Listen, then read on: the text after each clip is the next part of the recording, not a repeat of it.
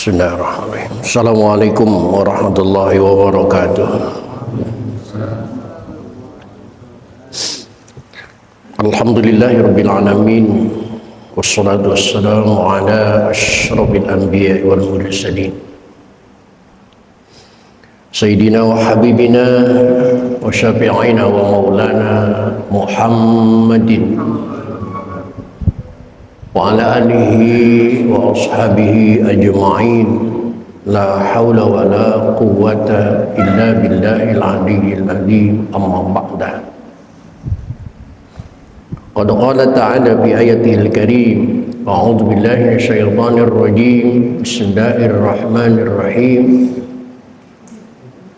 Wa ma khalaqtul jinna wal insa illa liya'budun. Shadaqallahul azim. Hadirin jamaah dan pengurus Masjid Jami Nuruddin, bil khusus yang hadir ta'lim pada malam ini, yang saya hormati dan yang saya muliakan. Mudah-mudahan dengan bertaklim kehidupan kita mendapat kemuliaan dari Allah Subhanahu wa taala. Amin. Puji dan syukur mari kita panjatkan kehadirat Allah. Salawat serta salam mari kita terus sanjungkan kehadirat Rasulullah Muhammad sallallahu alaihi wa alihi wasallam. Hadirin rahimakumullah. Lanjutan taklim kita pada malam ini bermetodologikan fikih dengan kitab Fathul Qorib atau dengan yang tayang di layar, yaitu kitab Tausyekh sebagai syarahnya. Yang malam ini di kitab yang Bapak pegang, yaitu di halaman 129. 129 baris kelima dari atas atau keempat dari bawah. Di ujung barisan ada kalimat wawad'ul yadaini, dan menyimpan dua tangan. Silakan dicari dan diperhatikan, dan kita buka saja ta'lim ini dengan sama-sama membaca Ummul Quran surah Fatihah, seraya berharap kepada Allah Subhanahu wa taala semoga dengan asbab membaca Fatihah Allah berkenan mengampuni dosa dan kesalahan yang pernah kita lakukan. Amin. Terutama untuk kedua orang tua kita, keluarga kita, saudara-saudara kita muslimin wa muslimat yang sebagian besar mereka sudah ada di alam barzakh. Semoga diampuni semua dosa dan kesalahannya oleh Allah dan terima amal ibadahnya oleh Allah Subhanahu wa taala. Dan bagi kita yang masih hidup dengan niat akan selalu hadir di majlis ta'lim, mudah-mudahan Allah berikan kepada kita panjang umur yang disertai dengan sehat walafiat, dihiasi dengan rezeki yang luas, yang jembar, hati yang lapang, guna untuk bekal ibadah kita kepada Allah Subhanahu wa taala. Bisafati Rasulillah wa bi barakati mu'allif hadzal kitab wa bisiril Fatihah. A'udzu billahi minasyaitonir rajim. Bismillahirrahmanirrahim. Alhamdulillahirabbil alamin. Arrahmanir rahim. Maliki yaumiddin. Iyyaka na'budu wa iyyaka nasta'in. Ihdinas siratal mustaqim. Shiratal ladzina an'amta 'alaihim ghairil maghdubi 'alaihim waladdallin.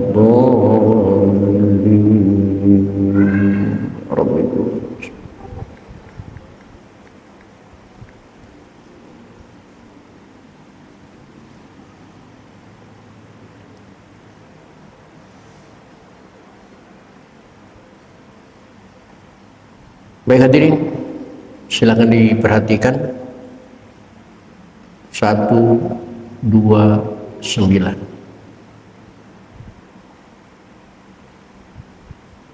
Nah, sebelum melangkah ke pelajaran malam ini, saya ingin ngecek pelajaran yang kemarin. Mudah-mudahan masih pada ingat. Kenapa bangun dari ruku menuju posisi i'tidal, bacaannya bukan lagi Allahu Akbar, tetapi berganti dengan Sami Allahu liman hamidah.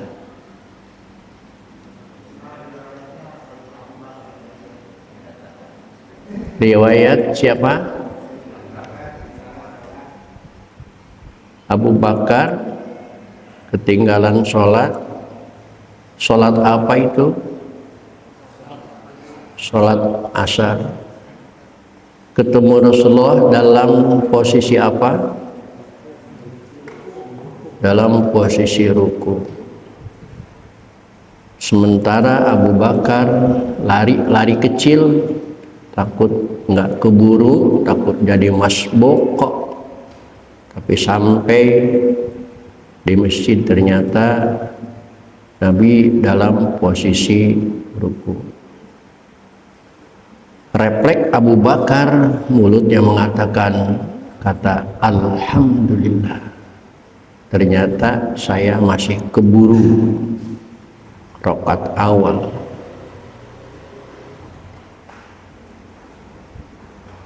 Maka sejak itu malaikat Jibril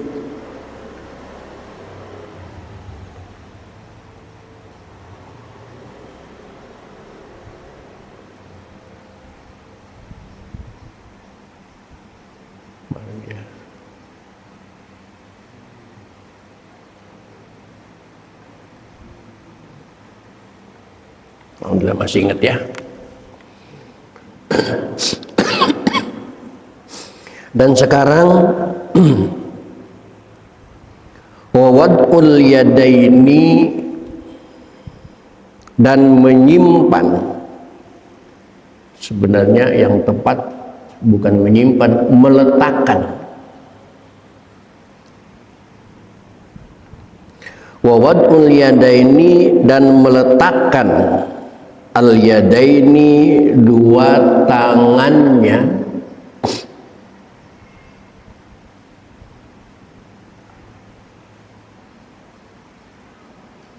alal fakhzaini, di atas dua pahanya, fil julusi, pada waktu duduk.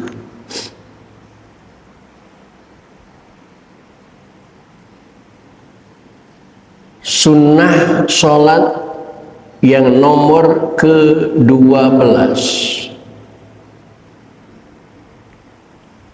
adalah meletakkan tangannya di atas pahanya, fil julusi, pada waktu duduk. Baik duduk itu lil istirahati, duduk istirahat. Apa yang dimaksud dengan duduk istirahat? Wahiyya fasilun baina raka'ataini, yaitu pemisah antara dua rakaat. Dan dua rakaat itu tidak terbatas, laisa minal ula wala minas saniyah, baik pemisah antara 1, 2, 2 dan 3. Wa huwa ba'dat sadasani, yaitu dilakukan setelah sujud yang kedua, fi kulli rak'atin, dalam setiap rakaat, yaqumu anha, yang dia akan berdiri dari duduk tadi. Sebelum berdiri disunahkan duduk istirahat. Jangan langsung dari sujud langsung celengkat kayak ulet, jangan. Tapi disunahkan duduk istirahat. Bi alla yaqibu tasyahudun. Wa fil julusi baina sajdataini, dan diaudu di antara dua sujud. Wa fil julusi litasyahudil awwali wal akhiri, dan meletakkan di atas paha, tangan di atas paha untuk duduk, baik tasyahud awal maupun tasyahud akhir.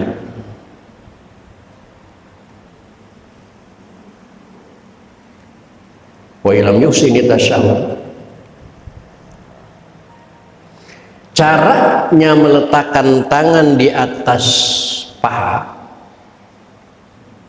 ya besutul yaddal yusra, sambil membuka tangan yang kiri,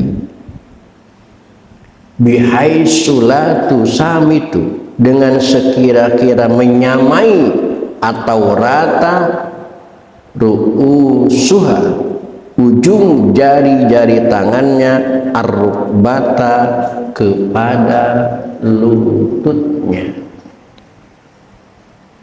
Di caranya meletakkan tangan itu, ujung jari-jari tangan harus rata dengan ujung paha.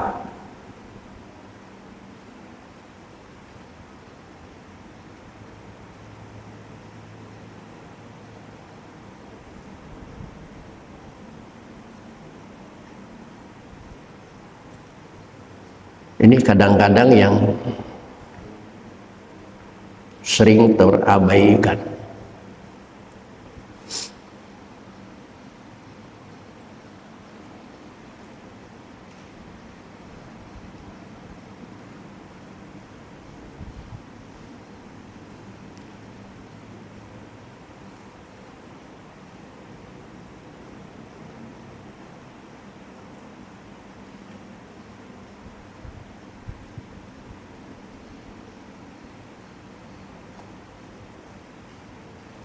Ujung ini paha, ini tangan, ujungnya harus rata.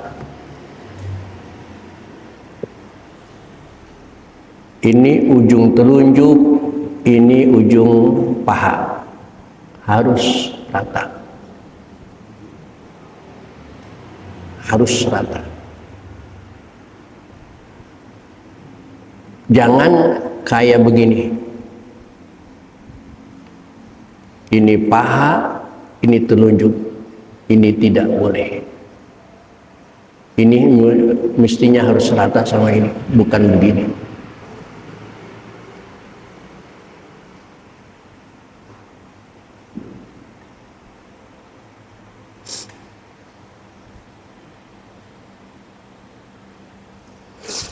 Dan menunjukkan mengangkat jari jemari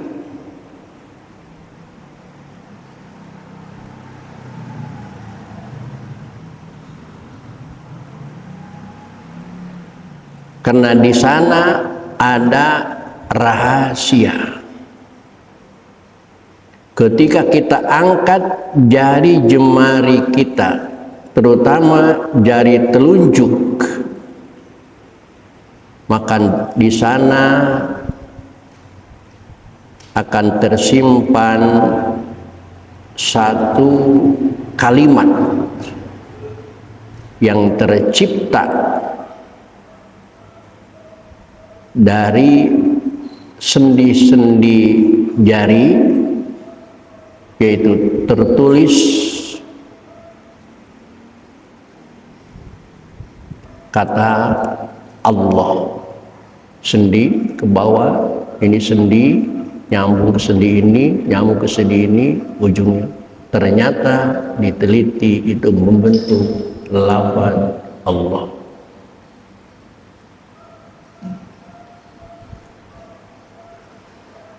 Sudah saya share dulu ya.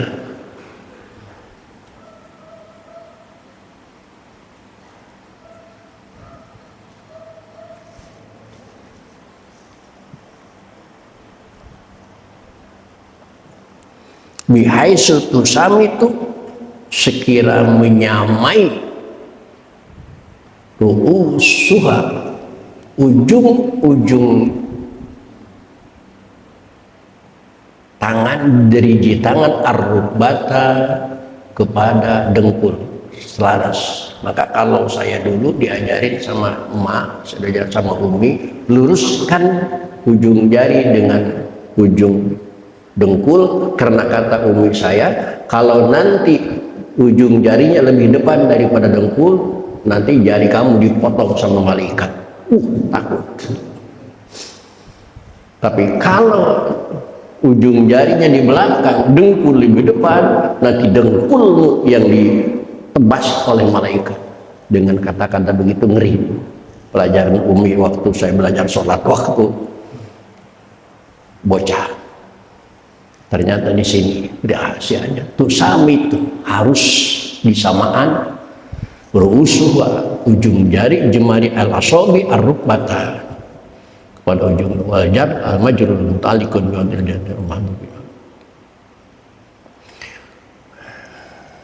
lalu wayak bidul yaddal yumna dan mengepalkan tangan kanan ay asabi'aha semua jari jemari tangan kanan al-yumna dikepalkan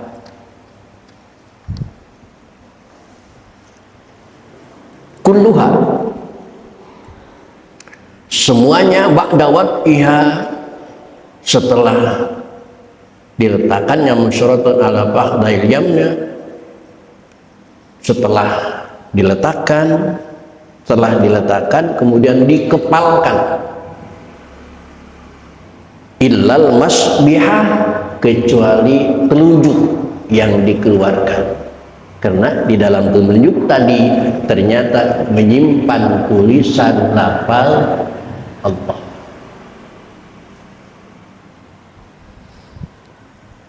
Nah kalau diletakkannya lurus dengan dengkul berarti ketika dikepalkan, kepalan itu lebih mundur daripada dengkulnya. Kecuali masbihah, kecuali telunjuk yang masih setara dengan dengkul. Karena asalnya sama, kemudian dikepalkan, berarti yang masih setara dengan dengkul adalah al-masbihah. Cuman telunjuk saja. Minal yumna palayak biduha masbihah itu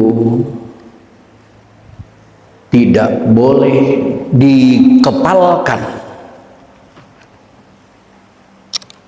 karena ada rahasia tertulis lafaz Allah tadi fa innahu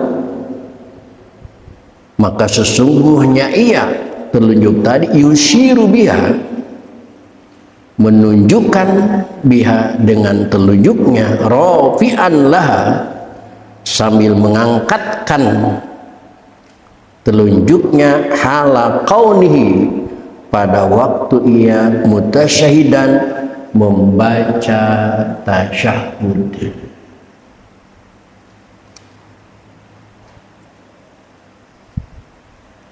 Dan ketika dikepalkan standby sebegini, ketika baca tauhid asyhadu an la ilaha illallah rafi'an angkat telunjuk tadi ke atas hala qauli mutasyahidan. Apa tandanya asyhadu an la ilaha illallah saya bersaksi bahwa tiada Tuhan selain Allah. Ini berapa? Satu, berarti Allah itu esa. Asyhadu an la ilaha illallah tiada Tuhan selain lafadznya tertulis di dalam sendinya. Asyhadu an la ilaha illallah tertulis di dalam sendinya lafaz Allah.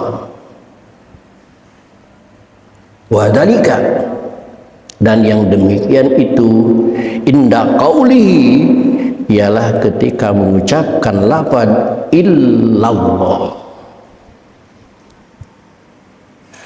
ay inda nutqihi ketika kita mengucapkan bihamzati illallah dengan hamzah lafaz illallah asyhadu an la ilaha illallah illallah. Namun hati-hati karena viral di zaman sekarang yang dilarang di dalam kitab ini apa diantaranya wala yuharrikuha dan tidak boleh menggerak gerakannya. Nah, banyak sekarang yang sholat asyhadu an la ilaha illallah begini.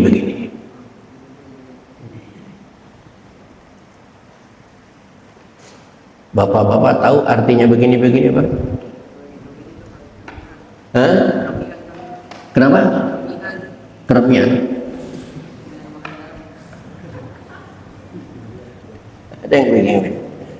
Pak Haji Saiful tahu artinya? Kata mereka, karena gerakan ini memukuli kepala setan. Lalu saya jawab, setan tidak sebodoh itu kali, sudah ada pukulan di sini masih masukin kepalanya ke sana. Nggak ada setan yang segoblok itu.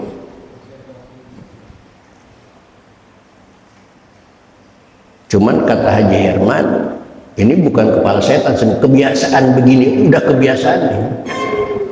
Di masjid, karena di masjid aja bentuknya begini. Kalau di rumah dia begini-begini sih.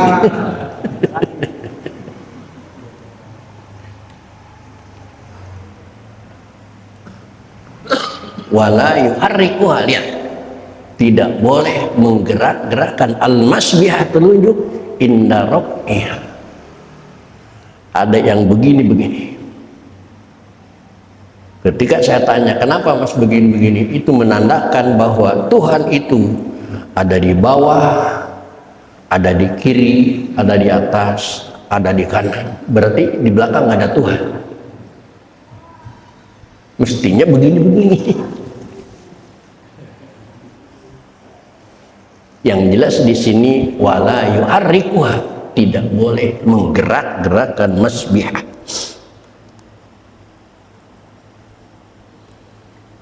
Fa in harrakaha, maka jika ia menggerakkan gerakan telunjuknya dalam waktu sholat, kurriha, maka hukumnya makruh. Apakah batal sholatnya? Tidak. Wala tabutulu sholatuhu alal ashah, dan tidak batal sholatnya menurut kaul ashah. Tetapi ingat, kaul itu ada dua. Ada kaul ashah, ada kaul ghair ashah. Menurut kaul ashah memang tidak membatalkan, li'anna harakata khafifatan, karena harakatnya ringan. Tapi bisa jadi kaul ghair ashah itu membatalkan karena gerakannya melebihi 3 kali gerakan. Wala do'ina akhir tasyadi wasidan bidzalika rabbi likanil ma'bud wahidan bidatihi wa sifati wa qalihi yujma' bi tauhidi bi antara wala qalu wala tadad masul fal ibrah bil asriyah walau kana aslani fal ibrah bil majaa wajah am fal qata' wala yushiru bisa babatil yusra, dan tidak boleh berisyarat menunjukkan Allah itu esa bisa babatil yusra dengan telunjuk tangan kiri. Dia membalik tangan kanan, dilurusi tangan kiri digini, asyhadu an la ilaha illallah. Tidak. Wa in faqidatrumna, walaupun tak telunjuk tangan kanannya enggak ada. Kenapa? Karena kalau telunjuk tangan kanan tidak ada, kan masih ada jari tengah. Jari tengahnya tidak ada, masih ada jari manis. Jari manisnya tidak ada, masih ada kelingking sebagai perwakilan telunjuk.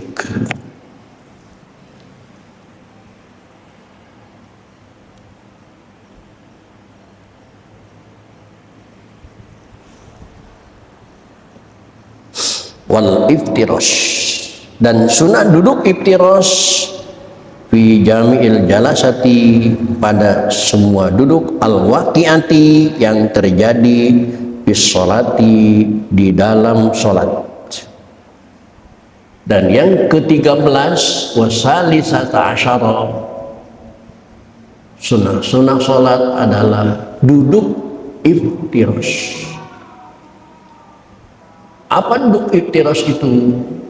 Fi jamil jalasati, pada semua posisi duduk al-waqi'ati fi salat, yang terjadi dalam salat kalajul istirahat, seperti duduk istirahat. Wal julusun khatifatun aqibah sanatin la yatashahadu aqibah, yaitu duduk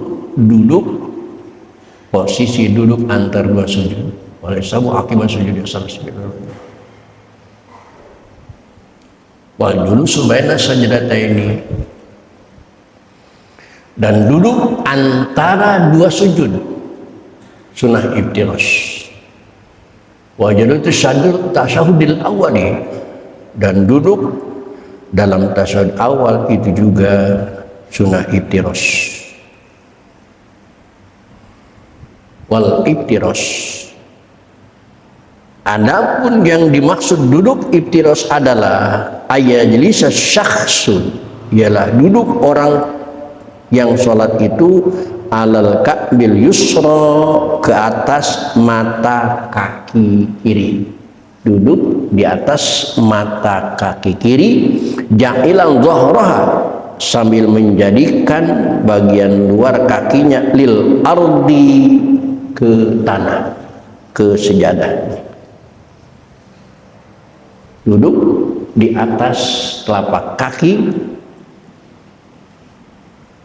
kiri yang punggungnya nempel ke sejadah, telapak kakinya didudukin, sementara telapak kaki kanan wayan sibah, dan meluruskan qadamahul yumna, telapak kaki kanannya,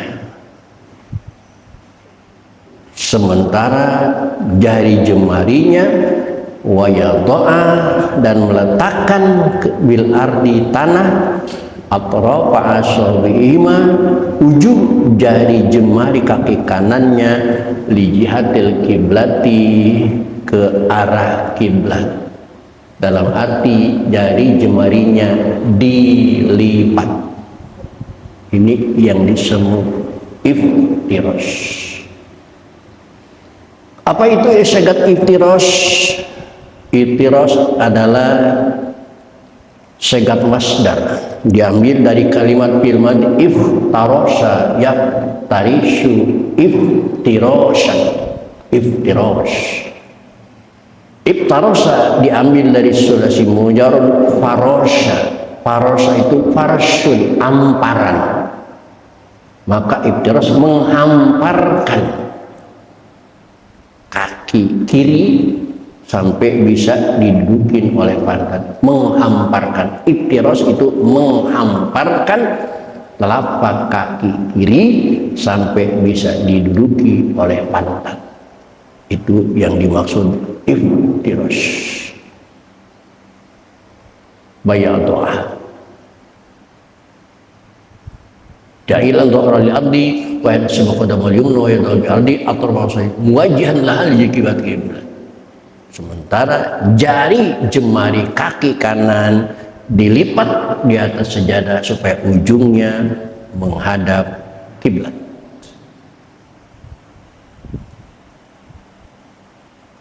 Itulah anjuran-anjuran sunnah-sunnah sholat yang nomor ke-13. Dan yang ke-14-nya nanti at-tawarruk bil jalasil akhir wa tawarruk bil iftiras dan lain sebagainya. Insyaallah akan kita sambung pada pertemuan yang akan datang. Untuk malam ini cukup sampai sini. Assalamualaikum warahmatullahi wabarakatuh.